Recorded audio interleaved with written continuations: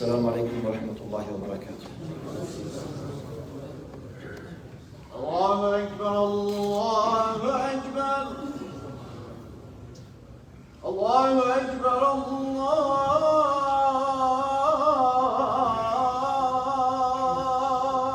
أكبر. أشهد أن لا إله إلا الله.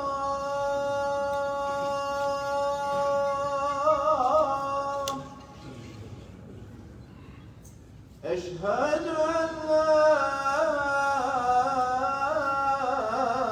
إله إلا الله.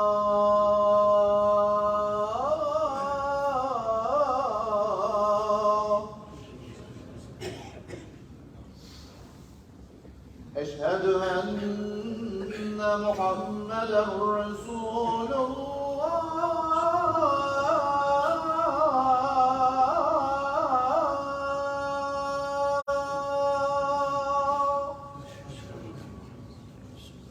أشهد أن محمدًا رسول الله.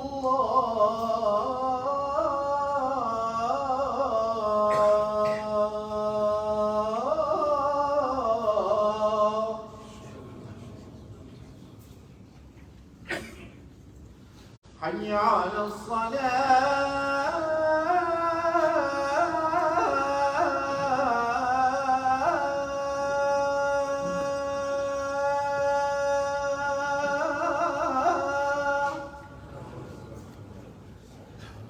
حي على الصلاة.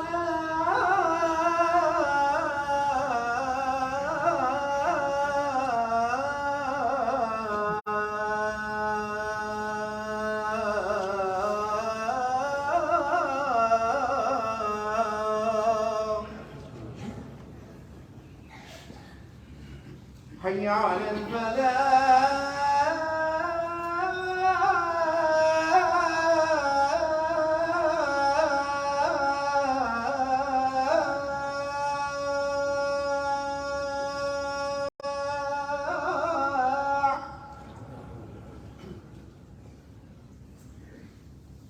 حي على الفلاح.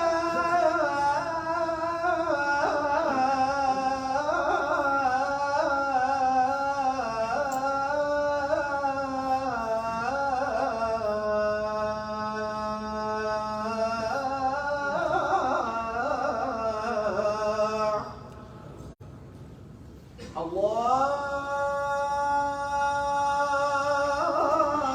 أكبر الله أكبر. لا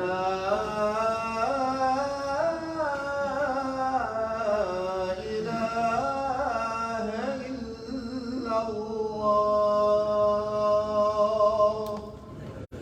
الله أكبر الله أكبر لا إله إلا الله. إن الحمد لله نحمده سبحانه ونستعينه ونستغفره ونعوذ بالله من شرور أنفسنا ومن سيئات أعمالنا. من يهده الله فلا مضل له ومن يضلل فلن تجد له وليا مرشدا. وأشهد أن لا إله إلا الله وحده لا شريك له له الملك وله الحمد يحيي ويميت وهو على كل شيء قدير. اللهم اقسم لنا من خشيتك ما تحول به بيننا وبين معصيتك ومن طاعتك ما تبلغنا به جنتك ومن اليقين ما تهون به علينا مصائب الدنيا. ومتعنا اللهم بأسماعنا وأبصارنا وقواتنا ما أحييتنا واجعله الوارث منا واجعل ثأرنا على من ظلمنا وانصرنا اللهم على من عادانا ولا تجعل مصيبتنا في ديننا ولا تجعل الدنيا أكبر همنا ولا مبلغ علمنا ولا تسلط علينا بذنوبنا من لا يخافك ولا يرحمنا يا رب العالمين. أعوذ بالله السميع العليم من الشيطان الرجيم. بسم الله الرحمن الرحيم. يا أيها الناس اتقوا ربكم إن زلزلة الساعة شيء عظيم يوم ترونها تذهل كل مرضعة عما أرضعت وتضع كل ذات حمل حملها وترى الناس سكارى وما هم بسكارى ولكن عذاب الله شديد. وأصلي وأسلم على المبعوث رحمة للعالمين سيدنا محمد بن عبد الله وعلى آله وصحبه ومن والاه وعنا معهم إلى يوم الدين. أما بعد. In the name of Allah subhanahu wa ta'ala, the most compassionate, the most merciful, all praise and thanks are due to Him, and peace and blessings be upon His beloved Prophet Muhammad sallallahu alayhi wa sallam. He who is guided by the will of Allah, no one can misguide him, and he who is misguided, no one can guide him except Allah subhanahu wa ta'ala. I bear witness that there is no God but Allah, and Muhammad is His messenger. Assalamu alaikum wa rahmatullahi wa barakatuh. Let the Halloween be an opportunity to test our relationship with our kids. This is the title of my khutbah today.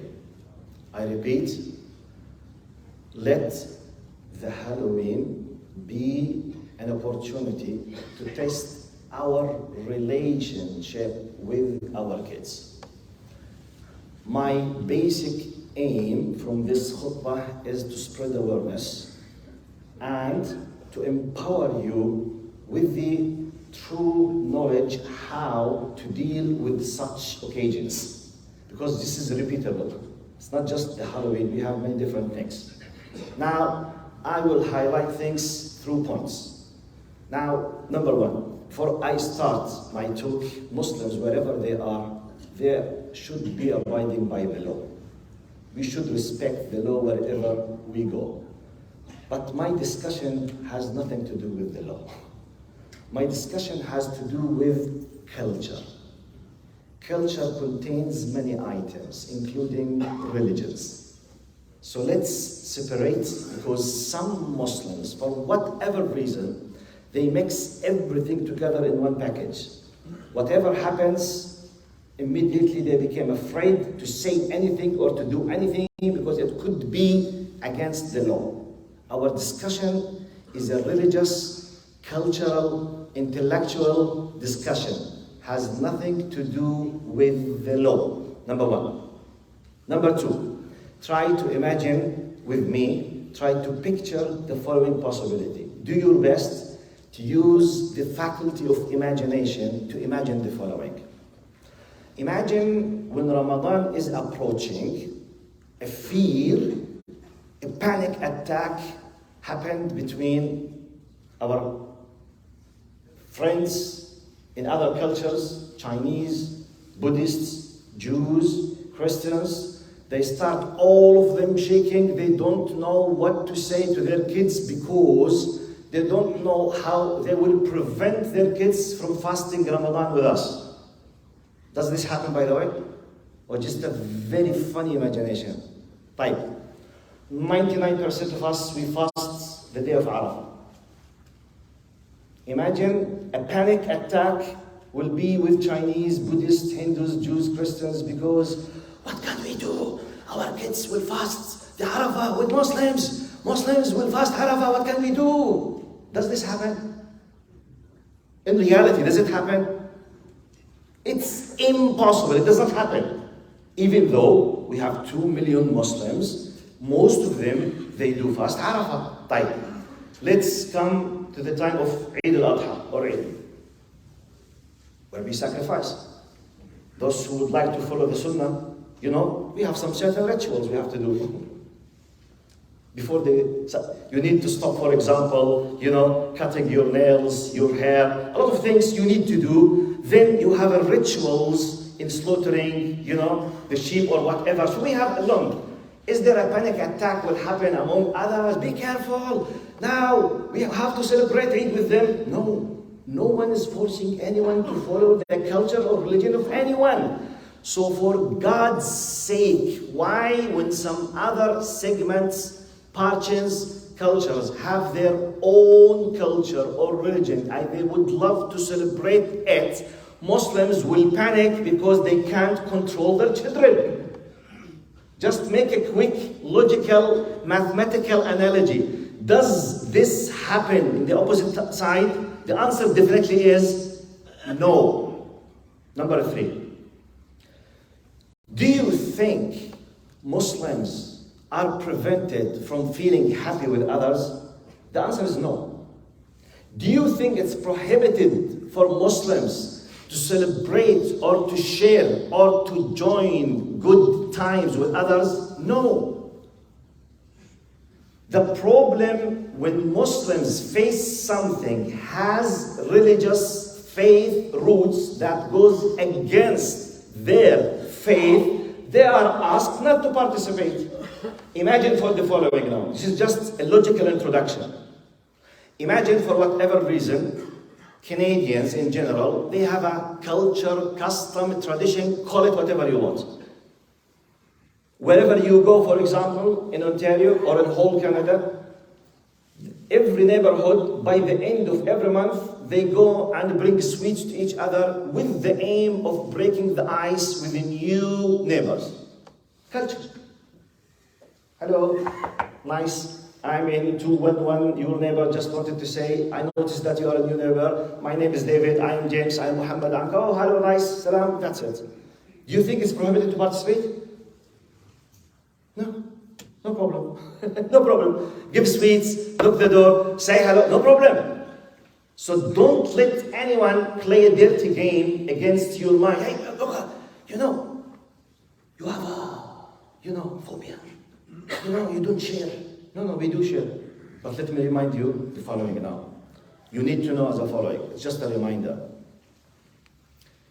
Canada is proud, according to the best of my knowledge, that they are celebrating differences. True or false?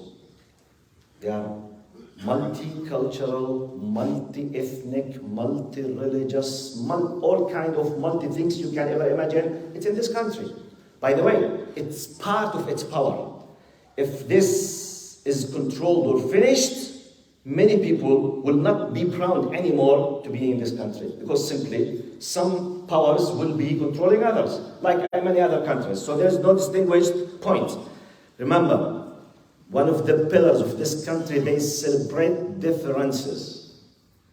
Now, in light of all of these steps, introductions, please be aware, you as a Muslim, when a celebration, an act, a party, a gathering, whatever call it, contains, like the Halloween now. Let's discuss the Halloween.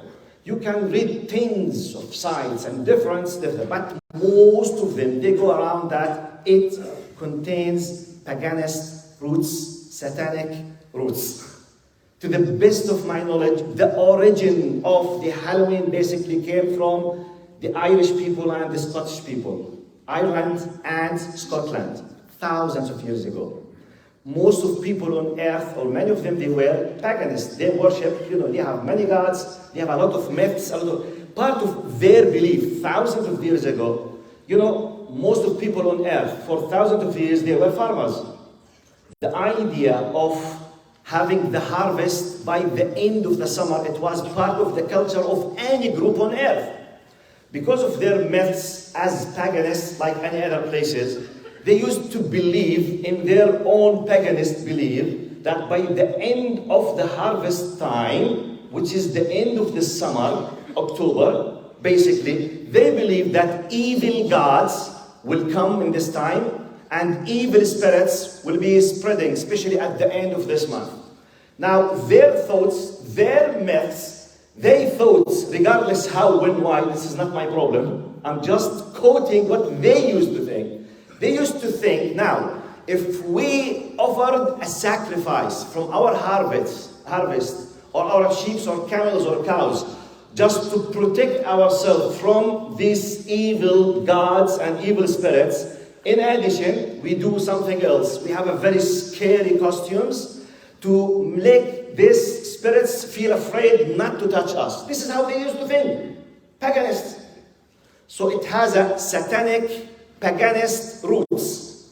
It was developed later by the Romans.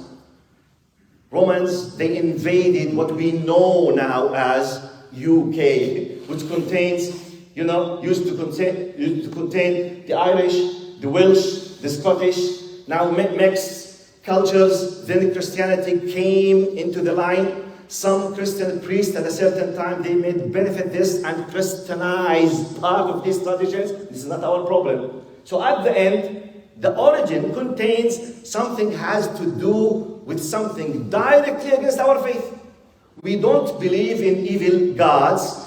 We don't believe in spirits. They come on the 31st of October and they will harm me unless I have a very scary costume. They must harm me. This is for us is just nothing. And it's a part of shirk for us. And it's against our faith. Simply, we don't celebrate it. Is it so complicated? Is it so complicated for a Hindu brother or a Christian brother or a Jewish brother or a Chinese brother to speak with his kid? Hey, look, be careful. When you go outside, my dear daughter, don't ever do like a Muslimah. She's wearing the hijab. No. You can't wear the hijab. Be careful. No one cares because simply they all know that hijab is an Islamic commandment. It has to do with Muslims. If you accept Islam, you are most welcome. Please come, enjoy what we enjoy. No one's forcing you. And I don't feel bad as a Muslim neighbor if you don't celebrate Eid with me. Do we feel? Do we have any problem for the fact that if my neighbor is an atheist, the next one is a Christian, to that side a Jew, the next one is an agnostic, the third one Arab Christians, when I celebrate the Adha, if they don't join my celebrate, do I feel offended? Why should I? Why should I feel offended? It's my religion, my decision, my culture, my faith. In the same way, please, let this idea be clear in the opposite side when we talk with our kids. I feel so bad when I know that some families, they don't speak anything, no relation with their kids. Just when the Halloween comes, panic starts. Sheikh, please, do something in the masjid. I don't know what to do. You don't know what to do? I believe Chinese, Jews, Christian, Buddhists, they don't face this problem when Ramadan comes. Why do you face this problem? Why? There's a problem in your and my relation with my kids. You have the full time to let your kid know what is part of his permissible things in his culture and his act. And with this comes with all due respect. And by the way, you should not feel shy even from your neighbors. Because basically, they don't feel shy from you because they don't wear the hijab. Why should they wear the hijab? So do they have to wear the hijab because I'm Muslim? Do my Christian, Jewish, Buddhist, atheist neighbor feels shy because his daughter and his wife do not wear the hijab? No. It's not his religion. Why should I feel scared if my kids did not have the scary costumes and do not for the trick and treat and do the whole... Why should I? Please, let's review how to understand our religion and how to be proud of our identity in a multicultural society based on the idea of respecting others and celebrating differences. أقول قولي هذا واستغفر الله لي ولكم فيغفر المستغفرين.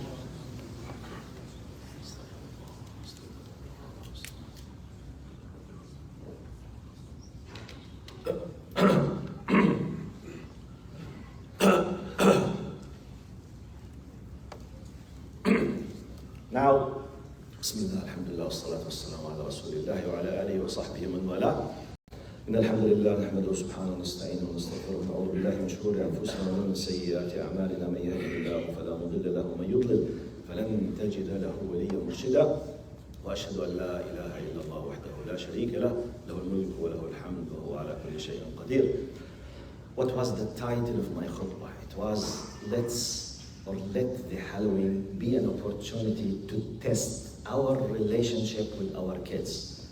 Am I someone who cares to convey the full package of Islamic identity for my kids during the year, whenever, whatever comes, he's or she is able to distinguish between what is permissible and what is not, and with the justification?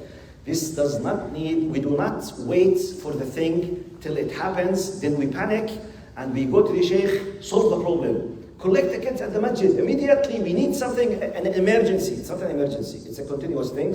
We have tens of similar things, we have differences, we have something we do accept, we have something we do enjoy to be with others.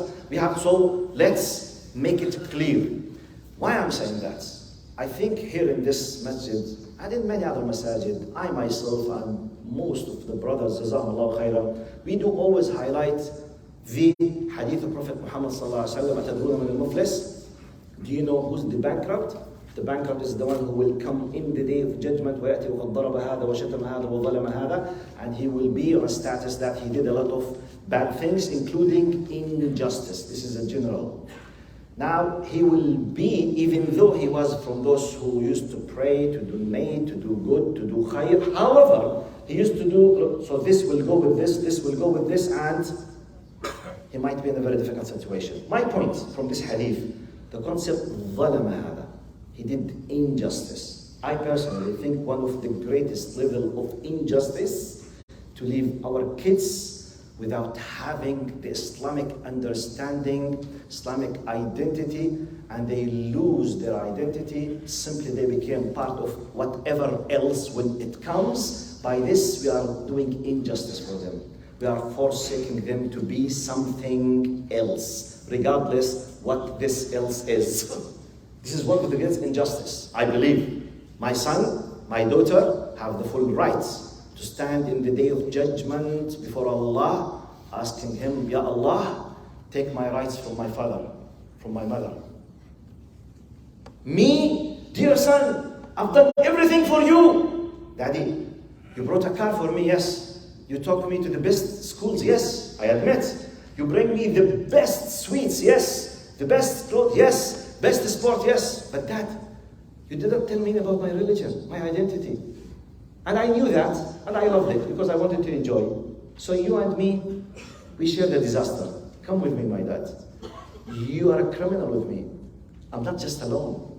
It was your duty. And this is true. I'm just trying to explain in a simple logic what could be happening in the day of judgment when we apply the concepts. ظَلَمَ هَذَا. Dhulm is not just to take your money and to be aggressive with you. Yeah, I'm doing dhulm when I let my kids don't understand. And the priority for them, not just to know, to understand, to live, to enjoy, to be proud. When these incidents come, they know what to do and they know why they don't feel shy. With the same analogy that any religion else will not feel shy when you come to them. Hey, why you are not wearing the hijab like my daughter? Excuse me. Why should I wear the hijab? You should wear the hijab.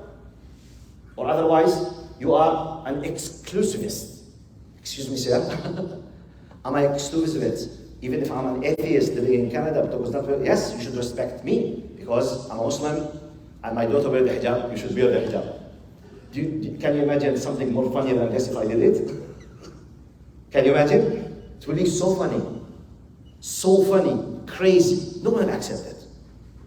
Why should you accept the opposite? So let's please be clear. And I finish my khutbah with this quick reminder. Allah subhanahu wa ta'ala says in the Quran, Ya ayyuha alladhina amanu, qu anfusakum wa ahlikum nara, وقودها الناس والحجارة عليها ملائكة غلاظ شداد لا يعصون الله ما أمرهم ويفعلون ما يؤمرون. All who you believe, protect yourself and your families, your wives, your kids from a hellfire which its fuel is stones and people. Please text in your mind, this is not my word, this is Quran. Allah states clearly that part of the basic burning fuel of the hellfire in the day of judgment, people. Just ask yourself, is it possible if I have gaps in my raising up my kids, is there a possibility my son, my daughter could be from those? You should be afraid of this. By the way, after doing your best, if he decided to do whatever, this is not your problem. This is good news. Your job to do your best. Nuh alayhi salam, you know, just the time of da'wah is 1,000 except 50 years. We don't know his age. Because he said, أَفَلَبِثَ فِي قَوْمِهِ أَلْفَ سَنَةٍ إِلَّا 50 عَامًا.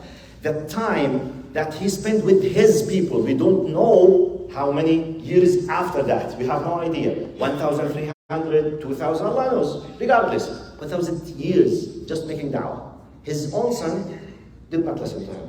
Do you think Allah will hold Nuh accountable for the fact that his no, he did his best. Ibrahim alayhi salam, Khalilullah. Ibrahim alayhi salam, one of the greatest prophets. Everyone is proud to be attached to him. He was not able to convince his father. Their father, Ya abati if'al ma tu. Ya abati, please, my father. Don't care.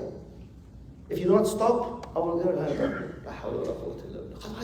what can I do? So, okay, it could be humanly bad news, but the good news, you are not responsible after doing your best. Ask Allah subhanahu wa ta'ala, we ask Allah subhanahu wa ta'ala to help us, first of all, to be practicing Muslims. We can't practice without understanding Islam. After understanding Islam, practicing Islam, it's your job to let your kids who came as a part of you to be Muslims like you as well, and better than you. If you could not do Islamic education, pay the money. Exactly like you want him to have a good job in the government, you have to do your best to teach him French besides English. The same thing, if you want him to be saved in the Day of Judgment, let him, even if you are an Arab, let him be proud of the Quran. Read the Arabic, read the Quran, understand Islam. What's the problem? Do you think French language is better than Quran? So let's review where do we spend our money and our times when it comes to our relationship with our kids. اللهم ارحمنا رحمة واسعة واغفر لنا. اللهم ارحمنا فوق الأرض فوق الأرض وتحت الأرض ويوم العرض عليك يا كريم. اللهم إنا عبيدك أبناء عبيدك أبناء إمائك نواصينا بيدك ماض فينا حكمك عدل فينا قضاؤك. نسألك بكل اسم هو لك سميت به نفسك أو أنزلته في كتابك أو علمته أحدا من خلقك أو استأثرت به في علم الغيب عندك أن تجعل القرآن العظيم ربيع قلوبنا وجلاء أحزاننا وذهاب همومنا وغمومنا يا رب العالمين. إن الله يأمر بالعدل والإحسان وإيتاء ذي القربى وينهى عن الفحشاء والمنكر والبغي يعظكم لعلكم تذكرون وأقم الصلاة.